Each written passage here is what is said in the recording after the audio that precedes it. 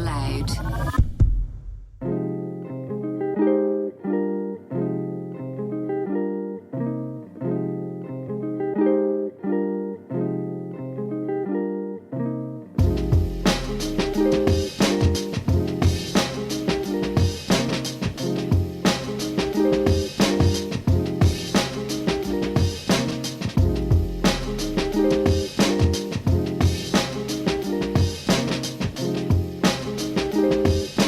Welcome back to the Weekly Roast. How's it going, guys? How the hell are you? How are your hearts? And of course, of fundamental and monumental importance, ask yourself now, on the first week of June, how are your heads? Guys, what's going on? How are you doing? Listen, thank you so much to everybody for listening to the podcast. Thank you so much for tuning in every week. Today is our 20th episode. What a wonderful journey that we are embarking on, and things are only going to get bigger and better as time unfolds further. Guys, what's the story? Listen, we're also back doing the Instagram roasts. If you don't follow me on Instagram, at Mehigan Mark. There you can see the weekly roast, but also accompanied by my fat little face. Now, welcome back. Okay, guys, it's Tight People. Today, we are roasting all things Tight People. Now, for those of you unfamiliar, or to our international listeners, the two of you, tight is an adjective, okay, indicating a person's character or behaviour. This is an indication of a person's lack of generosity, mean, stingy, misery, ungenerous and unwilling to spend. Tight is short for tight-fisted. In other words, you don't part with money easily. Now, I shouldn't have to caveat this podcast, but because it's 2024 and the world is hysterical, let's be very clear. Every contribution to the show today is deriding tight people, not making light of those without. Are you clear on that, Kieran? Yes. Good. Let's move on. Guys, tight people are everywhere, okay? It's a mentality and it's a way of life. Sort of like optimism or adultery, okay? With the same inevitability of an online Irish comedian building a catalogue of content around minor shifts in the weather, we are going to all encounter a tight person at some stage or another. Isn't it mad the way it used to be raining, but now it's sunny? 73,000 likes. Brilliant. Did I ever tell you about the Irish mammy eating a chicken fillet roll with flat 7-Up and a wooden spoon and turning off the immersion, but only in Ireland, am I right? 79,000 likes. Nevertheless, tight people are unavoidable. With the same certainty, okay, Kieran, are you with me? In the same certainty that when you open your Instagram tonight, after you kiss your beautiful fiancée goodnight, and you turn over, you roll over in the scratcher, and you take that 4-inch little phone, okay, from your bedside locker, and the screen lights up your face, and you start scrolling through reels, that you are guaranteed to hear these 3 songs. I could clean up good for you, the right from wrong. And it's just a 4 out of 10 doing a get ready with me in clothes that are 2 out of 10 wide leg trousers that should go back to 2010. You'd be more of a, I'm going back to Chicago, I swear. Cool, I'm going to Raheny later. I have to go to the chiropodist. You pervert from Stranger Things. Or that, what's the other song that's really, I'm talking about you. Just fold my body up like an Abercrombie polo shirt and shoot me towards the sun in a human-sized spud gun. I'm done, Kieran. Okay? But yeah, sorry, I'm ranting here, but let's just say encountering tight people is a certainty, okay? Like an influencer posting the heartbreak emoji when a celebrity dies, or couples who wear matching Christmas pajamas statistically being more likely to cheat on each other. That's a fact. Surely it has to be a fact, I'd say. Do you know, the thing that annoys me the most about tight people is they think that they're getting away with it, as if they're being discreet. Do you know what I mean? They think that none of us are aware. It's being tight is about as discreet as bringing a vuvuzela to mass, okay? Or it's about as subtle as somebody scratching their nose as they leave the pub bathroom, you know, then energetically horsing through 4 cigarettes while telling everyone that they could have been a full-time DJ and producer if they didn't care so much about comedy. Oh, wait. Anyway, tight people think that they're getting away with it. We know what you're doing, okay, tight people? Let this be a lesson to all the tight people who are listening today, because there have to be some of you. And some of you are probably wondering, going, oh, I do these things. I thought I was getting away with it. You're not getting away with it, okay? It's not subtle. It's almost as obvious as your uncle's opinions on immigration, okay? Please stop sending me those memes, Brendan. They're extremely problematic. But look, you're not getting away with it. And the last thing I'll say, just before we get to the voice notes is, the cardinal sin, the creme de la creme, the top of the pile, the worst thing ever about tight people, the most constant thing that tight people do that has stalked me since I was a teenage boy is, if you just pay for this taxi, man, I'll get the first drink inside. Oh. Someone's going to have to pay for the first drink anyway. Do you know what I mean? That's like saying, Mark, if you buy me a jumper today, I'll give you something for your birthday. You're going to have to get me a birthday present anyway, Kieran. What are you getting me? Take that 4-inch. That one drives me up the wall. Oh yeah, you pay for this taxi here. Anytime they're explaining, they're losing. Do you know what I mean? There's always a story with Thai people. There's always the Revolut's not working. I'm logging in with the 4G because we're on holidays and the blah, blah, blah, blah. Nonsense, garbage. Just stop it. You're explaining, you're losing. You get the first drink inside. Okay, let's just talk that through. You get the first drink inside. Who gets the second drink? Great. Mehigan's down again. So good luck. Let's go, guys. It's the roast of Thai people. Thai people, we're on to you. Hi, Mark. My friend, who is very lovely but very, very, very tight, when we were in our early 20s going to nightclubs, at the end of the night, she would get down on her hands and knees and crawl around collecting any change that had fallen down on the ground, and would be so thrilled and proud at how much she'd make from picking up the change that people had dropped. He used to tell us the next day how delighted she was, that she made X amount of euros as picking up the change that people had dropped in the nightclub. Surely there are more dignified ways of earning a living on your knees. Archaeology, for instance. Archaeologists were sucking people off. Nevertheless. But joking aside though, wading through a sea of base London loafers and bootcut jeans in the hopes you'll come across a few bits of shrapnel. Shifra, this is complete insanity. This is madness. The only change required here is a monumental lifestyle change. Do you know, a root and brand transformation of the spirit. Sorry, the first time this happens. Oh, Shifra, I saw your arse there throughout in between the smoke from the ice machine and the lads fighting with each other. I saw your arse on the ground. What's going on? Were you tying other people's shoes for them? I don't know what accent I should go for this one. I just realised I only have one accent, so... well, I suppose... people... No, but I was just looking for change. Cool. Never do that again, by the way. Just to let you know, if you want to be a mildly, somewhat functioning member of society, don't be clambering around the club like Gollum the nightclub rat, or the house elf, Dobby the money grabber, slopping around the nightclub floor looking for 20 cent coins. Good luck. Next. So I think I know the tightest man in Ireland, and I could tell you 100 stories, but they might be too identifiable. This guy actually shares clothes with his wife. 2024. T-shirts, hoodies, zip-up hoodies, sometimes even trousers and shoes, which is weird. And he often, if he's out shopping and he sees something, he'll actually either ring her or send her a pic. And if she likes it, he'll buy it. If she doesn't, he won't. Because there's no point in buying them if they're not going to get the wear out, not going to get their money's worth. I mean, I was going to make a joke there and say that me and Darren like to wear the same clothes, but then there'd be a literal tsunami of, oh, we always knew she wore the trousers, sort of in my DMs. Kieran's in agreement with those DMs. The sharing clothes with the wife, I don't know, that could be economical. And these days with Uniqlo and the fact that it's 2024, I don't think I have an opinion on that. The jeans aren't the only things that are tight there. Am I right? Oh, there's a part 2. Let's go. He also rang us 2 days after his wedding. It turned out the best man had actually not given him all the cards. And he rang us and a few other people to know where the present was before he figured out where the cards were. Wouldn't you be mortified?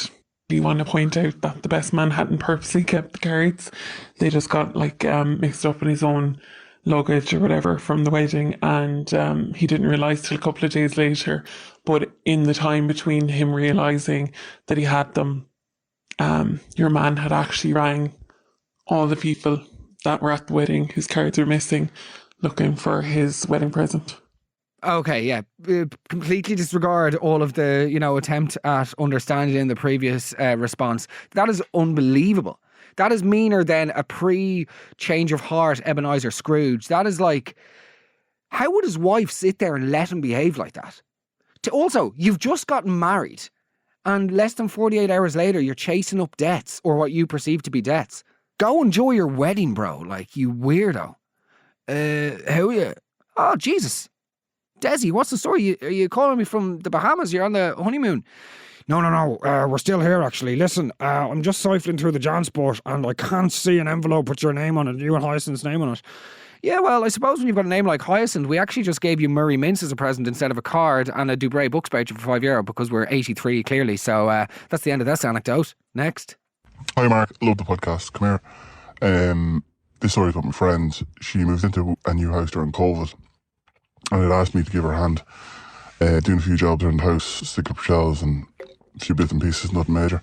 And she said that she would cook a bit of dinner for me and my wife. That was fine, so did a few jobs. She cooked chicken fajitas and I think I had one glass of wine.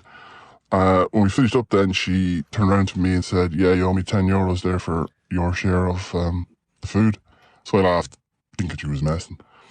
And that was that. Then on the way home with my wife, she said she had texted her and said, yeah, you owe me 10 quid. And my wife sent it to her in Revolut. That is... I would just gone. That's the end of it. That's the end of it. Sorry, I tried to have a friendship with you, but you're gone.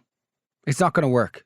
I can't have somebody whose mind works like that in my life. One of the very common contributions yesterday, by the way, Kieran, was that people were saying that their friends go out and they consistently order kids' meals in the restaurant in order to get away from pain. I mean, that's fair enough if it's like a slightly smaller steak. But if you're going out with a bunch of friends and you're in like a white tablecloth place and they're going around the table and like ordering ribeyes and sirloin, and then you pipe up with, I'll have the big boy burger bun with the freaky funky fries and pesky please. Do you know what I mean? And for dessert, I'll have the creme brulee. Lovely. And for you, the banoffee, please. And Mark, I think I'll either have the cheese plate, the petit fours. Oh, do you know what, actually? No, do you know what, actually? I'll have the Puppy Safe Paw Petroleum jelly and ice cream tits, please, with the extra sprinkles. Thank you very much. Oh, if you wouldn't mind bringing over some Crayolas, please. I wouldn't mind drawing a bad picture of my mum and dad. Surely people aren't getting away with, I'll have the goujons shaped like fictional reptiles, please. Thank you very much. Guys, my meal was only $6.95. Do you mind if we just... Okay, but then we get to the next part of this story, which I know this is going to be divisive, but, right? Are you with me, Kieran? Fajitas. Grow up. Grow up. Like, do you know what I mean, though? Like, fajitas are baby food. They're like... Oh, isn't it so exciting the way that they come out sizzling on the plate? Oh, do you need to be entertained in order to get nourished? Do you know what I mean? Do you want the waitress to make airplane noises and bring back those Crayolas from you? Oh, the way that it sizzles on the plate. Fajitas are adult, they're teenage. Do you know, fajitas are teenage food. If they bridge the gap between rusks and like mother's milk, okay? They bridge that gap. They're like a bridge between that and then like a steak and chips. Fajitas, they're for teenagers. They're for angsty teens who need a bit of excitement in their lives and they've yet to discover naggins.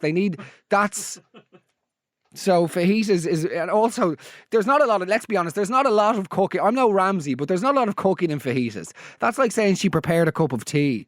Do you know what I mean? Or she baked some toast. Okay, let's go.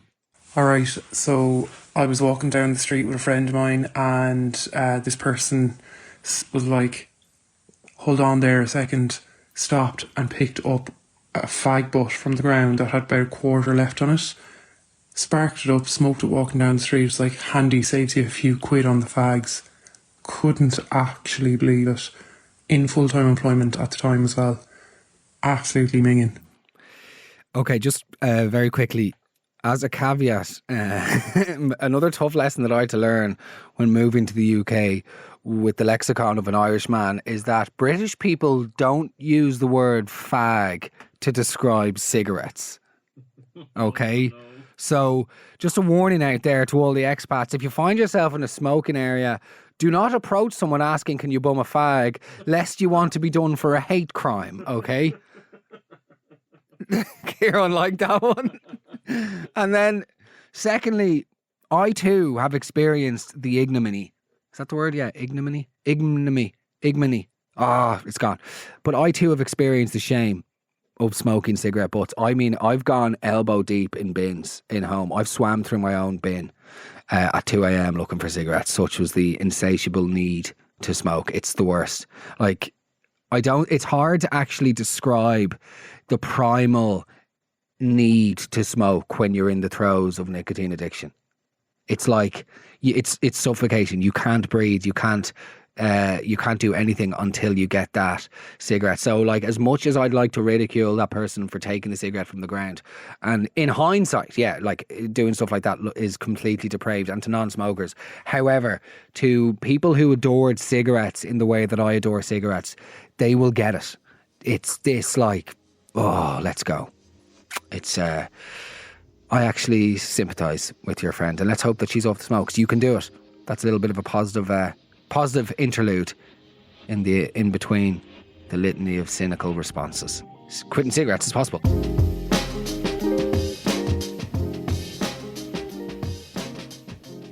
I hope you're enjoying the show, guys. It's great to have you with us. If you're new to the podcast, you are very, very welcome. If you want to submit any contributions to the show, if you have any thoughts on what we should be roasting, send me a DM on Instagram at Mehigan. Furthermore, there are 19 other episodes of the podcast for you to go back and listen to. I'd also really appreciate it if you shared the podcast with your friends. Okay, it's the roast of Thai people. Let's continue. I was in work one day and one of the lads said he had a sore throat and he was looking for a Strepsil. And I had nothing to offer bar a few mints that were left in the bottom of a tin. So I offered him one and he took it, and I told him to keep the rest of the packet to keep him going for throughout the day. And the following day he brought in a full tin of mints to say thanks.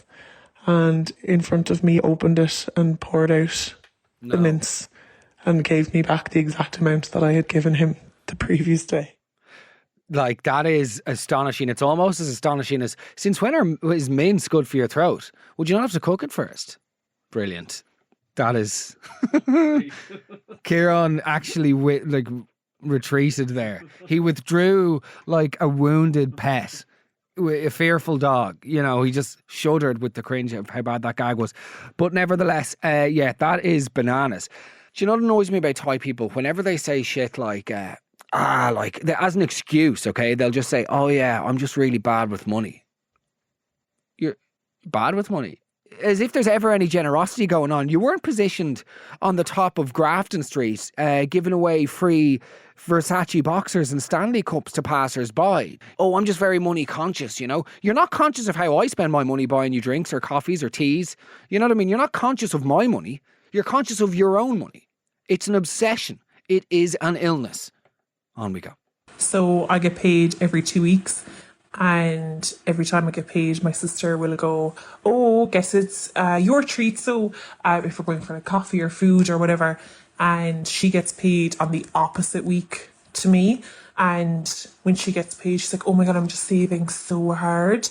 And she still lives at home. She's nearly 30, and she tells everybody that she's living at home with her mother because our mother couldn't cope without her, even though our mother would be perfectly fine. It's just, she just doesn't want to move out and pay rent. So she's saving so hard and being treated every 2 weeks by her family members. So that's how tight she is. The biggest red flag in this one, I think, is the fact that the sister is aware of when this, you know, she gets paid and makes comments on that. Again, it's just like, why are you aware of my incomings? You know what I mean? And my income. Am I like, why are you passing comment and then like that whole thing of, oh, sure, you just got paid, you're flush. No, but the money has to do me for the month. Do you know what I mean? By the way, like you're talking to somebody who money burns a hole in my pocket faster than the core in the center of Chernobyl. You know that orange reactor. That is like the same money that I have been. I mean, it must be the ADHD or just the fundamental addictive personality type. But like money growing up would burn a hole in my pocket. I was, for instance, you know, if we were ever going out for dinner as a family and you were allowed one fizzy drink with your dinner, I would have it drunk before the starter.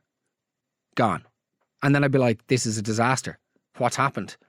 So I was living away from Ireland at the time, came home for a school friend's wedding and didn't have transport of my own. So I was offered a lift by this person who was a guard at the time to drive down to West Cork. As we were leaving the town, she said we needed to stop for petrol and asked me to hop out and fill up. We drove the 50 minutes to the hotel, which was 5-star, and she stayed there for the 2 nights. While myself and another friend stayed in a B&B in the town centre for 30 quid or whatever. She won the speeches bet and didn't buy the round of drinks. And we literally say she still has her communion money, even her 40s. She lives mortgage free in a house gifted to her by her parents. And I'm just glad she's no longer a guard for the rest of our sake. Well, look, I think there's one thing we can all agree on, and that is that the Garda Síochána have never done anything shady in West Cork. Yeah? Is that okay?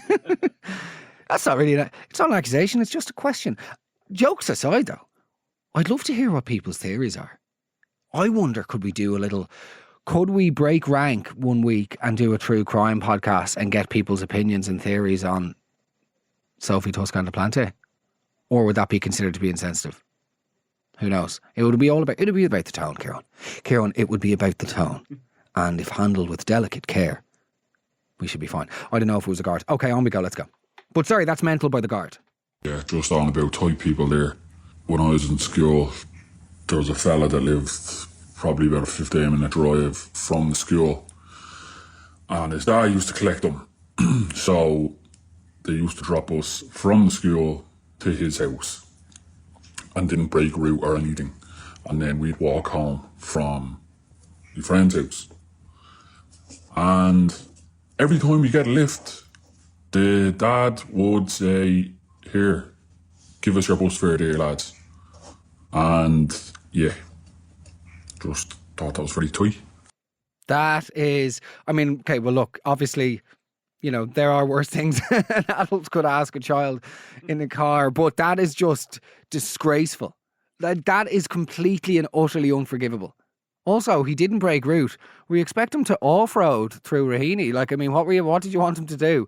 But yeah, I mean, that is a sickness. That man is of warped mind and spirit. I have a friend who goes to every house party and always brings the lid of a Pringles tin with her. And that is to ensure that when she's going home, if there's, 100 mils left in her Bulmers can, that she puts the lid on and puts it into her bag to make sure that nobody else would drink that, third of a can. She'd have it for the next day or the next party. And she's often come back to a party with like 4 cans plus half a can with a Pringles lid. Like, are people that miserable? Are people actually that miserable? I got this message. I got this message from a woman last night, right? And I honestly find it insane. Hold on a second. Have a listen to this, right? My friend just came over to stay with me for 3 weeks in Australia. I collected her from the airport, a good 40 minutes from my house, paid for parking, etc. She never offered any money for that and never offered any throughout her stay. I dropped her to train station a couple of times, collected her from shopping centre again. Not the greatest holiday of all time, by the way. What are you up to? Heading off to Australia? Any plans? Well, there's a Quinsworth, on the Gold Coast I'm looking forward to sinking my teeth into. And then there's a Bloomfields opening up on the old Pacific Highway. Is there? I don't know. No mention of fuel money. You see, that's where the tightness really creeps in, because you can feign obliviousnness. Oh, the car just moves. I don't need to think about, And then if you stop and get petrol, they can busy themselves by going to the jacks or going into the into the petrol station and getting like, oh, do you want a water or anything? No, I'd rather you just contribute to the petrol. says the man who is 33 with no driving licence, although is sitting it next week, guys. Wish me luck.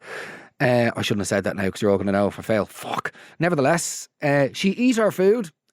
She eat our food, used our toiletries, etc. Didn't buy any food shopping, bar one day she had bought Cocoa Pops in the shop. Okay. She left them on the counter and my kids went crazy for them as I don't buy them. Being honest, given that she was staying here for free and eating our food and I had made her dinner every evening, I didn't acknowledge it. Yeah, I completely agree with you. A few days later, she comes out of the bedroom with the Cocoa Pops, pours herself a bowl and brings the rest back to her room. That is just, go home. Get back on, get on your flight and get out of this country. I'll only ever say that in that context, by the way. Board that person a flight and send them on their way. That is rustic route on my way. Get rid of her. As Claire Garrahy would say, you never arrive somewhere with one arm longer than the other. I'd never heard that before. But yeah, never arrive. Like, you always bring something. I'm sorry, if you're staying in somebody's house for that long, offer to contribute. Be like, look, I'm here for a couple of weeks. So, and if you're not going to accept money, you say, I'm paying for the dinners 2 or 3 nights a week. I'm paying for the shop. I'm going to do a big week on one of your fucking, by the way, never-ending trips to your shopping centres that you seem to be so preoccupied with. Put the finger in the Bondi Beach board shorts and purchase a few bloody groceries. On we go, mate. Okay, guys, I hope you're enjoying this as much as I am. This is people are the worst. Does anybody actually, any listener, send me a DM. I always love hearing from you, by the way. So if you're enjoying the show, send me a DM at Mehigan Mark on Instagram.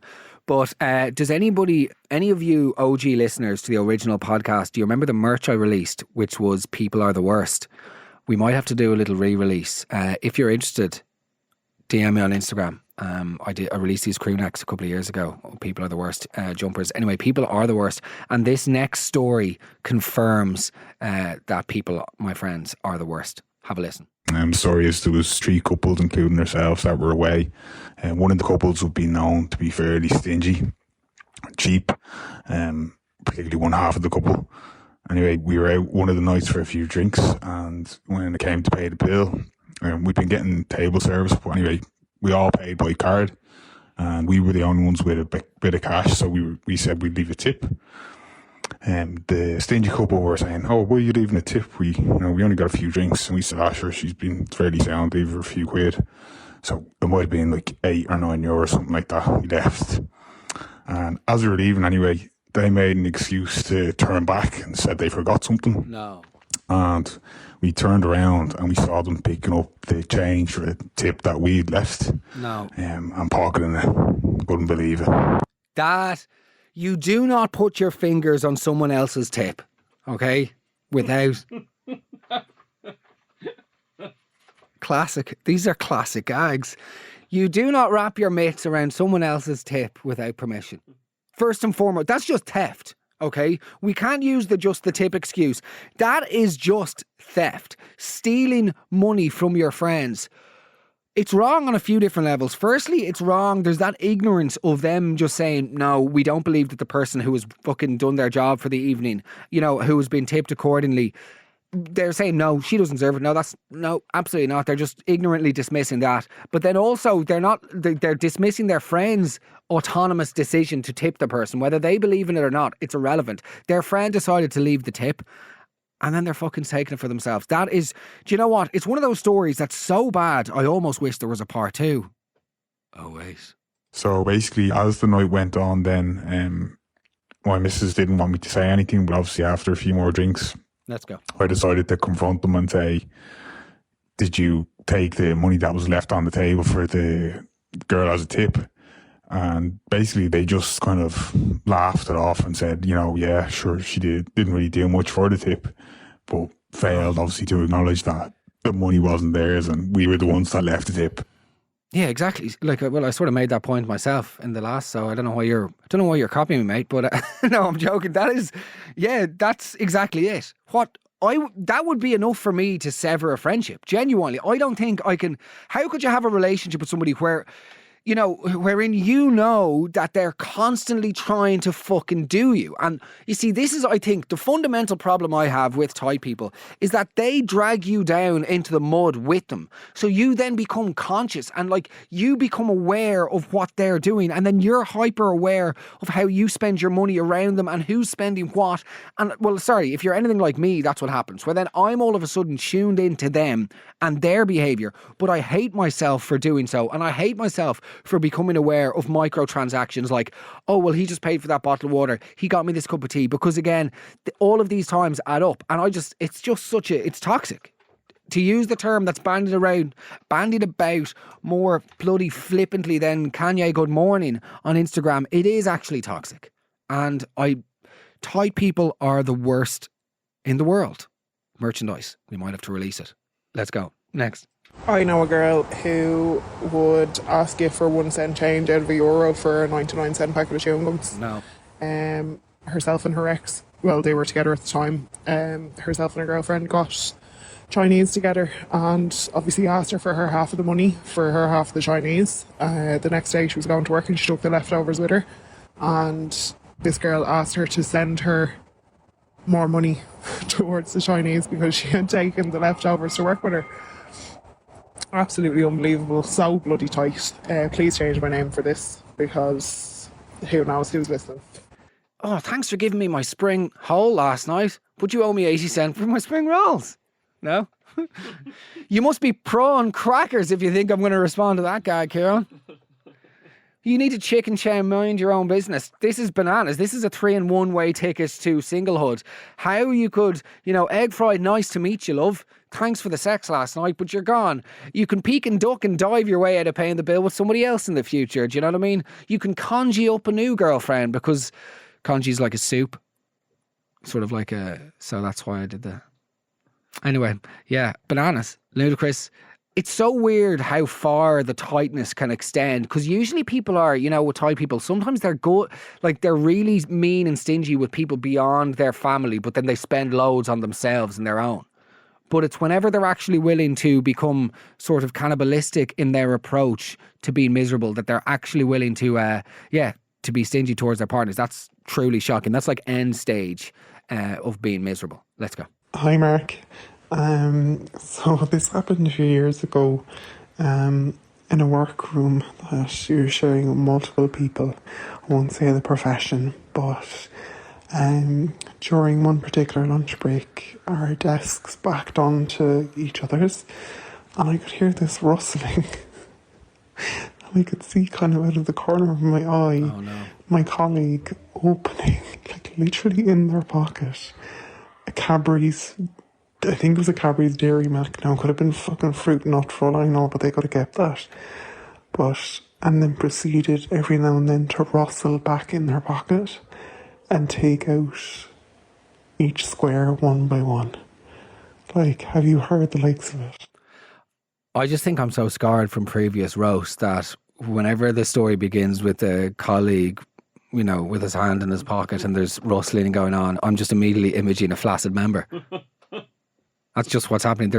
You've put penises in the brain now, Fiona. Thank you for that. Thank you for making me and Kieran picture penises. Okay, so penises aside, I think that, firstly, great choice for the Cadbury fruit nut. Huge fan. Do you know what I had on the weekend I'm also a fan of? Revels.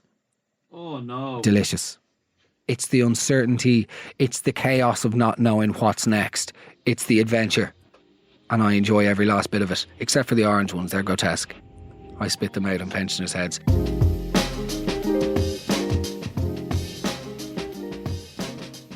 Okay.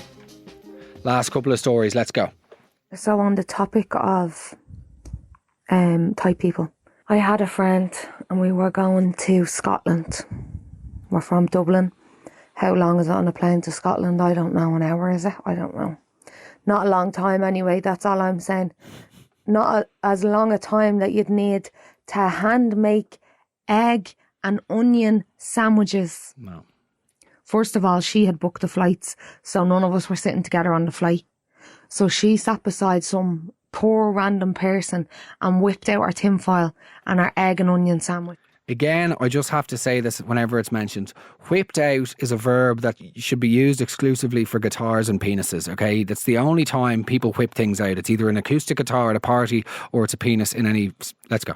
And whipped out our tinfoil and our egg and onion sandwich. Sick. On the hour-long flight, because she couldn't spend money in the airport to get a Burger King like any normal person.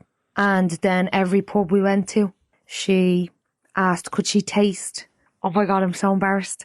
She asked, could she taste all the different types of beer that they had and what was the cheapest? She would have a glass and get them to pour one sup of this type of beer, and she'd say, no, I'll try something else.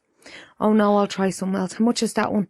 Like, and then still pick the cheapest one after getting our 20 sups of beer for free. I don't think the 20 sups of beer are as bad as the egg and onion sandwiches on the plane, rather than buying something to eat in the airport. Even eat the sandwich in your house before you leave. Who gets on the plane with an egg and onion sandwich? A miserable person. I was going to say C-U-N-T, but now I've spelt it, so. Okay, there's so much to get through here. First and foremost, doing the beer, the sups thing, that reminds me of me in every single continental ice cream shop I've ever visited. You know, and they give you that, you're like, I don't know what they'll have. And they're like, you want taste? And they give you that little spoon thing, the little shovel. And you're like, let's fucking go now. What's that one there? It's pistachio. There's a sign mark. It says it. Okay, maybe I'll try that. What's that one? Do you ever do that? And then in the end, you're like, I'm actually grand, please, because it's €4.50 for one bowl, Jacques. This is madness. She sounds insane. Okay, to the airport, like, in her defence, I will say everything in the airport is frightfully expensive and of the lowest possible quality. Like, okay, the one good thing about the airport, of course, is those free bottles of water that you get. What? There isn't a fucking single cent of mine going into that little slit. Honestly, that sounded... What's the story with those water stations, though? You've got every single time there is just a crowd of confused Americans standing around wearing... By the way, I've said this time and time again. Americans need to be so comfortable at all times in airports. It drives me up the wall. Some of them are dressed like they're about to do the Hillary step of Everest, and the others are dressed like they're a fucking black Alaskan bear about to hibernate for 9 months. You're effectively wearing a duvet. I hope you've had the retirement trip of a lifetime and you've retraced your roots, but you shouldn't need to be this comfortable at all time in the airports, free water or not. The food in Dublin Airport, yes, okay, it might appeal to you if it's 1841 and, and you're working the fields for a British overlord, okay? Grand, it might appeal. But, you know, in a post-famine Ireland, which we all inhabit, I think that spending like €23.60 because the full Irish, the way that they even charge for the full Irish breakfast, wherein it's all itemised. Oh, you want a sausage? Well, that's an extra €4.50. Oh, you want at least 2 sausages because you're a normal human being and you need 2 sausages. And actually, sausages are better than bacon in the full Irish. That's something we can discuss in a different time. But I'd be interested to know what people's thoughts are on that. Like, do you pay for the water in Dublin Airport? Do you think oh my God, maybe I'm tight. Is it tight to not pay for that water, or is it just as you furiously stab the red angry face button? By the way, let's accept something here. That fucking data is going straight into the ether. That is gone. You know, the smiley face thing. To say that there's not one person who ever looks at the reports and goes, oh, interesting. 85,000 people there have clicked unhappy red face. We should probably do something about that. Okay, now guys, it's time for the last voice note of the show. This one is brilliant. It's a tough competition between this one and the tip regarding which was the best submission. I also must remind everybody, please, who's contributing to the show, it needs to be into my inbox on Sunday night, because I'm still getting messages this morning and way into the week, but you need to get the voice notes by Sunday to be included in the following week's roast. So just a reminder to send me messages at Mehigan Mark on Instagram before this Sunday. Okay. So I did most of my growing up in Germany, and I was with this lad for about maybe 2.5, 3 years. We went on a holiday to Mallorca from Germany, and I had to work my fucking ass off. This is like long before Ryanair or, you know, booking online. Like you're paying a travel agent weekly, you know, this kind of thing.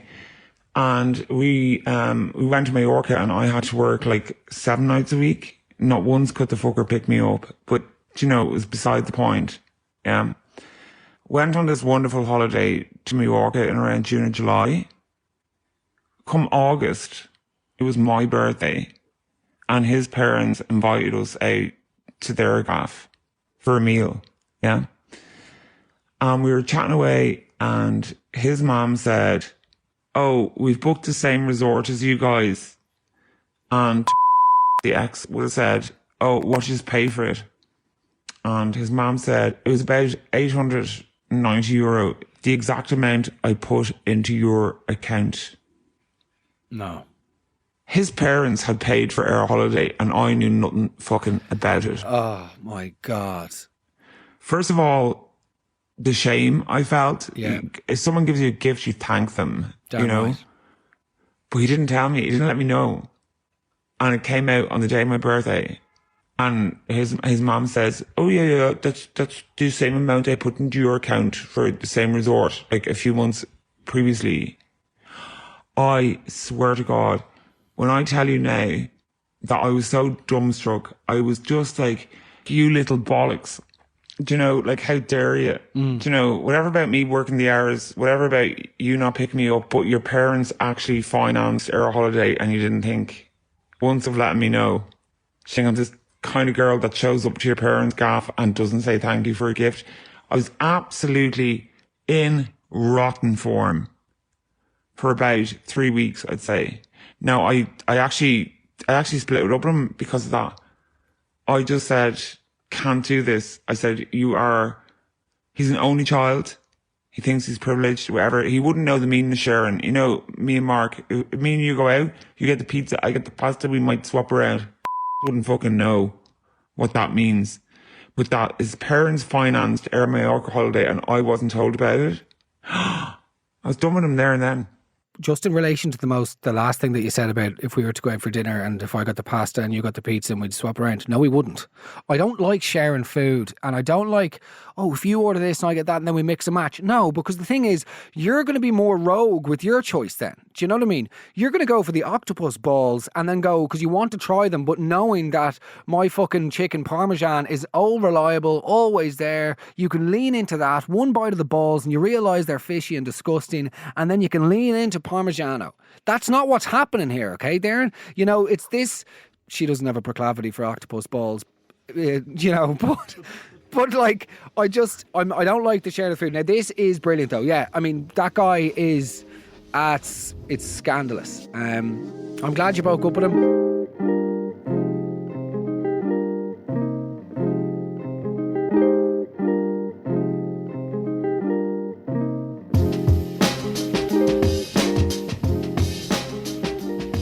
Thai people. Look, guys, we could go on forever. Thai people, the only thing to do is, here's one for you. Send this to a Thai person, but just be like, "Oh, this is a really funny podcast I listened to, presented by the best-selling author, online matchmaker, comedian, podcaster, writer, Mark Mehigan." And he'll say, "Oh, is that pompous arsehole I saw a meme of or saw a reel of doing comedy recently? Yeah, not for me, thanks. No, way too arrogant. His observations are banal. And let's be honest, why is he so outraged at everything? There's clearly some deep-rooted anger there, babe." And you go, "Listen, I know, but, you know, he's written a book and, you know, he's actually tried his hardest, so maybe go easy on the guy." Okay, Grant, what's the podcast called? It's called Thai People, Derek. You owe me €16.50. Pay me my fucking money, Derek. I'll Revolut you. It should be illegal. There should be a ban on Revolut for under €10, I think. Unless there's like 20 people, unless it's like, oh, I booked a football pitch and we all have to pay €8, that's fine. But if it's just you and one, actually no, 8 maybe a fiver. Maybe less than a fiver. Like, you can't be revoluting somebody for getting you a cup of coffee. There has to be some level of friendships where you're just like, "Do you know what, Kieran? Let's go for a coffee." Not a smoothie, a coffee. You're not having a monkey moo, little monkey. Do you know what I mean? I buy a monkey moo. But it's, Thai people ultimately, they should live in exile. They should be excluded from society and extracted from our lives. So there you go. If you want, send this to a Thai person under the idea that it's just a funny podcast, and perhaps they will realise that you're onto them. Okay, all the best.